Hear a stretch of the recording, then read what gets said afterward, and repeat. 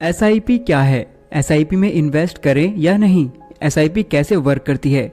SIP में invest करने का बेस्ट टाइम क्या है? हम में से बहुत से लोगों को इन्वेस्टिंग तो करनी होती है, बट हमें मार्केट की इनफ नॉलेज नहीं है। हमारे पास टाइम भी कम है, हम अपने इमोशंस को कंट्रोल नहीं कर पाते और अक्सर गलत डिसीजंस ले लेते हैं। तो एसआईपी आपके लिए बेस्ट ऑप्शन है। एसआईपी का फुल फॉर्म होता है सिस्टमैटिक इन्वेस्टमेंट प्लान। इसमें इन्वेस्टमेंट के लिए आपको ज्यादा मार्केट को समझने की जरूरत नहीं है और न ही इसके लिए समय की जरूरत है। इस वीडियो के बाद आपके पास एसआईपी की कंप्लीट नॉलेज होगी। तो आइए एसआईपी और म्यूचुअल फंड के सारे सवालों का जवाब एक एक करके जानते हैं। एसआईपी क्या है? एसआईपी एक इन्वेस्टमेंट स्ट्रेटजी है जिसकी हेल्प से आप म्यूचुअल फंड्स के जरिए स्टॉक्स में इन्वेस्ट कर सकते हैं। बेसिकली होता क्या है, हम इन्वेस्ट के लिए एक एक्सपर्ट का सहारा लेते हैं। अपने पैसे हम एक एक्सपर्ट को देते हैं जो अपना टाइम और नॉलेज लगाकर हमारे पैसों को अच्छी कंपनीज में इन्वेस्ट करता है, जिसके बदले में वो आपके प्रॉफिट का कुछ हिस्सा अपने पास रख लेता है और बचे हुए प्रॉफिट्स आपको दे देता है। अगर वो एक्सपर्ट लॉस करता है तो उसे आपको कुछ नहीं देना होगा, लेकिन फिर भी आप उसकी फीस के बारे में थोड़ा जान लें। फर्स्ट ऑफ ऑल आप अपने म्यूचुअल फंड्स को सिलेक्ट करें, फिर अपनी एसआईपी बनाओ। इसका मतलब हर महीने आपको म्यूचुअल फंड्स में एक फिक्स अमाउंट इन्वेस्ट करनी होगी। मान लो आप हर महीने 1000 रुपए इन्वेस्ट करना चाहते हो, तो आप अपने फंड्स में ऑटो डेबिट लगाओ, जिससे हर महीने आपकी एसआईपी आपके बैंक अकाउंट से हर महीने डेबिट होती रहेगी। इससे आपको एसआईपी के लिए बार बार देखना नहीं होगा, आप आराम से अपनी जॉब कर सकते हैं। कौन से फंड्स बेस्ट हैं? म्यूचुअल फंड्स दो तरह के होते हैं, एक्टिवली म्यूचुअल फंड्स और index mutual funds. Actively mutual funds में एक एक्सपर्ट लगातार मार्केट की मूवमेंट के हिसाब से इन्वेस्ट करता रहता है।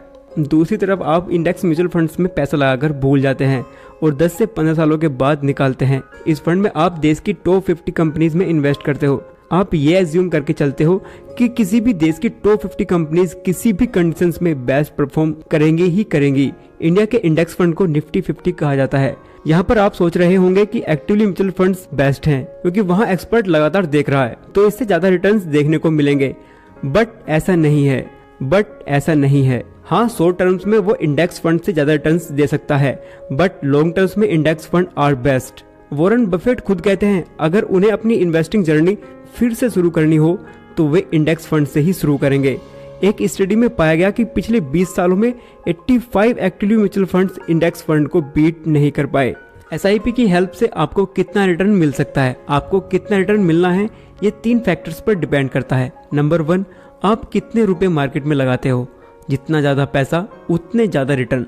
नंबर 2, आप कितने टाइम के लिए मार्केट में पैसा लगाते हो। अगर आप एक बार पैसा लगाकर 1-2 महीने में ही निकाल लेते हो तो आपके लॉस होने के चांसेस लगभग 95% हैं। अगर आप 5 to 10 ईयर या उससे ज्यादा टाइम के लिए वेट करते हो तो उससे आपको अच्छे खासे रिटर्न देखने को मिलेंगे। नंबर 3, मार्केट कंडीशंस कैसी हैं, इसे आप कंट्रोल भी नहीं कर सकते। हाँ, अगर आपको लॉस हो रहा है तो आप स्किप मत करना, 5 to 10 ईयर वेट करना तो आपको डेफिनेटली प्रॉफिट ही होगा, यानी आपका रिस्क नियर टू जीरो हो जाता है। मोस्ट इंपोर्टेंट, आपके रिटर्न्स आपके पेशेंस पर डिपेंड करते हैं। अपने फंड्स को विड्रॉल करने से पहले एग्जिट लोड पीरियड चेक कर लें। फॉर एग्जांपल, इस फंड में अगर हम 1 साल से पहले फंड विड्रॉल करते हैं तो हमें एग्जिट लोड प्लस 15% टैक्स अपने प्रॉफिट पर देना होगा, और अगर हम 1 साल के बाद एग्जिट करते हैं तो हमें कोई एग्जिट लोड नहीं देना, सिर्फ अपने प्रॉफिट पर 10% देना होगा, वो भी जब प्रॉफिट 1 लाख से ज्यादा हो। म्यूचुअल फंड्स में आप 2 तरह से इन्वेस्ट कर सकते हो, लमसम और एसआईपी। लमसम में आप एफडी की तरह एक बार में ही अपने पैसों को लगाकर छोड़ देते हो, और एसआईपी में आप थोड़ी थोड़ी राशि हर महीने इन्वेस्ट करते रहते हो। अब सवाल आता है, लमसम करें या एसआईपी? मान लो आपके पास 10 लाख रुपए बैंक अकाउंट में पड़े हैं, तो भी क्या आपको 5000 रुपए की ही एसआईपी हर महीने करनी चाहिए? किसी भी डिसीजन पर पहुंचने से पहले थोड़ा जान लेते हैं। अगर किसी वजह से मार्केट अंडर वैल्यूड है, जैसे कि ईयर 2020 में लॉकडाउन के टाइम पर हुआ था, मार्केट अचानक क्रैश कर गई और बहुत ज़्यादा अंडर वैल्यूड चली गई, तो उस टाइम पर लमसम करना बेस्ट स्ट्रेटजी थी। अब ऐसा टाइम कब आएगा ये कोई नहीं बता सकता, और अगर आप मार्केट के ओवर वैल्यूड होने पर इन्वेस्ट करते हो तो आपको लॉस ही होगा। और दूसरी तरफ अगर आप हर महीने 5000 रुपये एसआईपी करते हो, एक महीने मार्केट ऊपर गया, आपने 5000 रुपये डाले, आपको थोड़े कम यूनिट मिले, फिर दूसरे महीने मार्केट नीचे आया तो भी आपने 5,000 रुपये डाले, आपको ज़्यादा यूनिट्स मिले। ऐसे करके आप कंपनीज को उनके एवरेज प्राइस पर खरीद रहे होते हो, जब वो ना ही अंडर वैल्यूड है और ना ही ओवर वैल्यूड। इस तरह SIP से आपको एवरेज रिटर्न्स देखने को मिलते हैं। अगर आपको फिर से कोविड जैसा एक मौका मिल जाए जब मार्केट या निफ्टी 50 की कोई कंपनी तेजी से नीचे गिरती दिखाई दे, तब आप उसमें लमसम इन्वेस्ट कर सकते हो।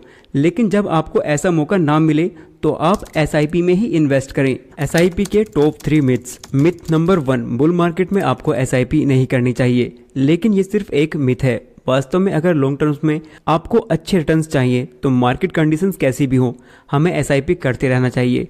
तभी रुपीज़ कॉस्ट एवरेजिंग की हेल्प से लॉन्ग टर्म में बेटर रिटर्न्स कमा सकते हैं। मिथ नंबर 2, SIP को मॉडिफाइड नहीं किया जा सकता। लेकिन असल में SIPs में हमें बहुत ज़्यादा फ्लेक्सिबिलिटी मिलती है। SIP अमाउंट या डेट चेंज करने से लेकर SIP को कुछ टाइम तक पॉज या स्किप भी किया जा सकता है। आप अपनी SIP को कभी भी मॉडिफाई कर सकते हैं। टाइम के साथ इनकम रेज होने पर अपनी SIPs भी बढ़ानी चाहिए, तो अपनी एग्जिस्टिंग SIPs को SIP टॉपअप के थ्रू ईजिली मॉडिफाइड कर सकते हैं। आप अपनी एग्जिस्टिंग SIPs को ही फिक्स अमाउंट या परसेंटेज से बढ़ा सकते हैं। कई फंड हाउसेज रेगुलर इंटरवल्स पर SIP बढ़ाने का ऑप्शन भी देती हैं। ये 6 मंथ या 12 मंथ्स हो सकता है। मिथ नंबर 3, SIP के थ्रू आप सिर्फ इक्विटी मार्केट में ही इन्वेस्ट कर सकते हैं, इसलिए वो रिस्की होता है। ये भी गलत है। SIP के थ्रू आप न सिर्फ इक्विटी के डिफरेंट सेक्टर्स और मार्केट कैप्स में इन्वेस्ट कर सकते हैं, बल्कि डेब्ट, गोल्ड, इवन रियल एस्टेट जैसे एसेट्स में भी इन्वेस्ट कर सकते हैं। जब आप एक्टिवली म्यूचुअल फंड्स या इंडेक्स म्यूचुअल फंड्स में इन्वेस्ट करने जाते हो तो आपको 3 टाइप्स ऑफ फंड दिखाई देते हैं: growth, dividend pay out, dividend री इन्वेस्टमेंट। अब सवाल आता है कि किस में इन्वेस्ट करें। इन्वेस्ट करने से पहले हमें इन तीनों को समझना होगा। Number 1, growth. इसमें आपके द्वारा किए गए इन्वेस्ट से होने वाले लाभ या मुनाफे से फिर से इन्वेस्ट कर दिया जाता है। इसमें आपको कोई भी लाभ या डिविडेंड नहीं दिए जाते, बल्कि उन्हें भी इन्वेस्ट कर दिया जाता है। इसमें इन्वेस्ट की गई यूनिट्स की वैल्यू टाइम के साथ कंपाउंड होती जाती है। Number 2, dividend pay out. इस फंड में कंपनीज द्वारा अपने लाभ में से कुछ हिस्सा डिविडेंड के रूप में इन्वेस्टर्स को डायरेक्ट उनके बैंक अकाउंट में कैश के रूप में भेज दिया जाता है, जिससे रेगुलरली एक अच्छी खासी इनकम जनरेट होती रहती है। नंबर 3, डिविडेंड री इन्वेस्टमेंट। इस फंड में डिविडेंड तो दिए जाते हैं, बट कैश में ना देकर उन डिविडेंड से म्यूचुअल फंड्स की एक्स्ट्रा यूनिट्स परचेज कर ली जाती हैं। कुछ हद तक ये ग्रोथ की तरह है, लेकिन उससे थोड़ा अलग। ग्रोथ में कोई डिविडेंड नहीं दिया जाता, वो ऑटोमेटिक ऐड हो जाता है, जिससे उसकी यूनिट्स की वैल्यू इंक्रीज होती है। बट री इन्वेस्टमेंट में आपको डिविडेंड देखने को मिलता है। 6 या 1 साल के अंदर आपको डिविडेंड मिल जाता है, जिससे उस फंड की एक्स्ट्रा यूनिट्स बाय कर ली जाती हैं। चलो इसे एक एग्जाम्पल से समझते हैं। मान लो आपने डिविडेंड री इन्वेस्टमेंट ऑप्शन में 50,000 रुपीज़ इन्वेस्ट किए और सेम ग्रोथ ऑप्शन में भी 50,000 रुपीज़। उस समय पर यूनिट वैल्यू दोनों ही ऑप्शंस की 10 रुपीज़ थी, जिससे आपको 5,000 और 5,000 यूनिट्स दी गई। 1 साल के बाद पर यूनिट वैल्यू हो गई 15 रुपीज़। लेकिन डिविडेंड री इन्वेस्टमेंट में आपको 2 रुपीज़ पर यूनिट के हिसाब से डिविडेंड दिया गया, जो होता है 10,000 रुपीज़। लेकिन ग्रोथ ऑप्शन में ऐसा कुछ देखने को नहीं मिलता। डिविडेंड देने के बाद वे 2 रुपीज़ उसकी यूनिट वैल्यू से कम कर लिए गए और डिविडेंड री इन्वेस्टमेंट ऑप्शन की यूनिट वैल्यू हो गई 13 रुपीज़ और वहीं ग्रोथ ऑप्शन की यूनिट वैल्यू हुई 15 रुपीज़।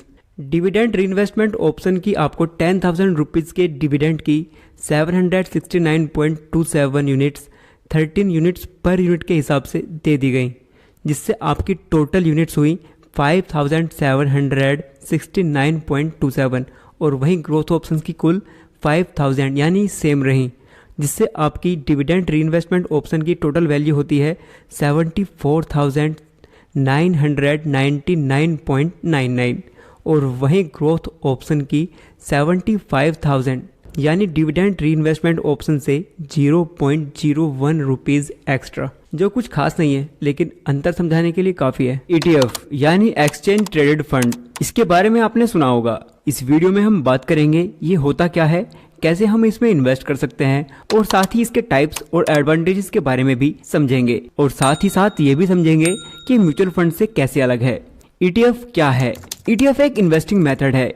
ईटीएफ्स की ट्रेडिंग स्टॉक एक्सचेंज पर होती है। जैसे हम म्यूचुअल फंड्स में इन्वेस्ट करते हैं तो हमें म्यूचुअल फंड्स की यूनिट्स प्रोवाइड की जाती हैं, जिसकी प्राइस दिन में सिर्फ एक बार मार्केट क्लोज होने के बाद ही चेंज होती है। लेकिन ईटीएफ्स की ट्रेडिंग स्टॉक्स की तरह होती है, जिस वजह से इसकी प्राइस भी हर सेकंड चेंज होती रहती है। हम इसे स्टॉक्स की तरह ही आसानी से बाय और सेल कर सकते हैं। ईटीएफ्स में स्टॉक्स और म्यूचुअल फंड्स दोनों के कैरेक्टरिस्टिक्स होते हैं। ईटीएफ्स के सेवरल टाइप्स हैं। For example stocks ETFs, bond ETFs, commodity ETFs, gold ETFs या रियल एस्टेट ईटीएफ्स। एक ईटीएफ जिस टाइप का होता है उसके फंड्स उसी टाइप की चीजों में इन्वेस्टेड रहते हैं। जैसे स्टॉक ईटीएफ में ईटीएफ के फंड स्टॉक में इन्वेस्टेड रहते हैं और गोल्ड ईटीएफ में ईटीएफ के फंड गोल्ड में इन्वेस्टेड रहते हैं। ईटीएफ में हमें म्यूचुअल फंड्स की तरह कोई मैनेजमेंट फी नहीं देनी पड़ती, उसमें हमें स्टॉक्स की तरह ब्रोकरेज और टैक्स देना पड़ता है। अगर आप डायरेक्टली खुद से स्टॉक्स में इन्वेस्ट नहीं करना चाहते तो इनडायरेक्टली स्टॉक मार्केट में इन्वेस्ट करने के लिए म्यूचुअल फंड्स और ईटीएफ्स बेस्ट हैं। इसमें ज्यादा रिसर्च करने या मार्केट के अप्स एंड डाउन्स को समझने की जरूरत नहीं होती। बस आप अपना डीमैट अकाउंट खोलिए और 500 रुपए से भी ईटीएफ्स और म्यूचुअल फंड में इन्वेस्ट कर सकते हैं। एनएफओ क्या है? एनएफओ में इन्वेस्ट करने से क्या फायदे हैं? क्या इसमें इन्वेस्ट करने से हमारे पैसे रातों रात डबल हो जाएंगे? एनएफओ की फुल फॉर्म है न्यू फंड ऑफर। ये कोई न्यू स्कीम का ऑफर है। एक्चुअली होता ये है, जब कोई एसेट मैनेजमेंट कंपनी नया फंड लॉन्च कर रही होती है तो उसे फंड्स की रिक्वायरमेंट होती है जिससे वो शेयर्स, बॉन्ड्स आदि में इन्वेस्ट कर पाए, तो वे तब मार्केट में एनएफओ इंट्रोड्यूस करती हैं। एनएफओ काफी हद तक आईपीओज की तरह ही है। जैसे कंपनीज आईपीओज के माध्यम से मार्केट से पैसे रेज करती हैं, ठीक वैसे ही इन्वेस्टमेंट फंड्स एनएफओ के माध्यम से पैसे रेज करते हैं। गाइस, चाहे किसी भी तरह की इन्वेस्टमेंट हो, हमारा मेन मकसद होता है प्रॉफिट कमाना। तो ऐसे में अगर हमारा नॉलेज ही अधूरा होगा तो हम राइट डिसीजंस नहीं ले पाएंगे। तो अब जान लेते हैं एनएफओ में हमें कैसे प्रॉफिट होगा। जब भी इन्वेस्टर्स को पता चलता है कि मार्केट में नया एनएफओ आने वाला है तो हमारे और आपके जैसे इन्वेस्टर्स ये सुनकर बहुत खुश हो जाते हैं कि शायद हमें जल्दी पैसे कमाने का मौका मिल रहा है, लाइक आईपीओज। क्योंकि मोस्टली एनएफओ की एनएवी ₹10 पर यूनिट होती है, जो कि इन्वेस्टर्स को काफी अट्रैक्ट करती है। हम सोचने लग जाते हैं कि यार इतने कम दाम में यूनिट्स मिल रहे हैं जिससे काफी कम टाइम में हमारे पैसे डबल हो जाएंगे। बट एनएवी का प्रॉफिट से कोई लेना देना नहीं होता, बल्कि इस बात से होता है कि जिस इन्वेस्टमेंट फंड में तुम इन्वेस्ट कर रहे हो वो कितने % के रिटर्न्स देगा। मतलब आपका प्रॉफिट फंड्स की परफॉर्मेंस पर डिपेंड करेगा, ना कि एनएवी पर। एनएवी चाहे 10 हो, 100 हो या 1000, इससे कोई खास फर्क नहीं पड़ता। एनएएफ कोई रातों रात पैसे डबल करने वाली स्कीम नहीं है। जैसा कि मैंने एक्सप्लेन किया है, आपका प्रॉफिट एनएवी पर नहीं, परफॉर्मेंस पर डिपेंड करता है। तो आपको किसी ऐसे फंड या एनएफओ की तलाश करनी चाहिए जिसका ट्रैक रिकॉर्ड अच्छा हो, जिसका पास्ट परफॉर्मेंस ब्रिलियंट हो। दोस्तों, अगर आपको ये इन्फॉर्मेशन अच्छी लगी हो तो वीडियो को लाइक करें और आप इस वीडियो को आउट ऑफ 10 कितना रेट करोगे हमें कमेंट कर बताओ।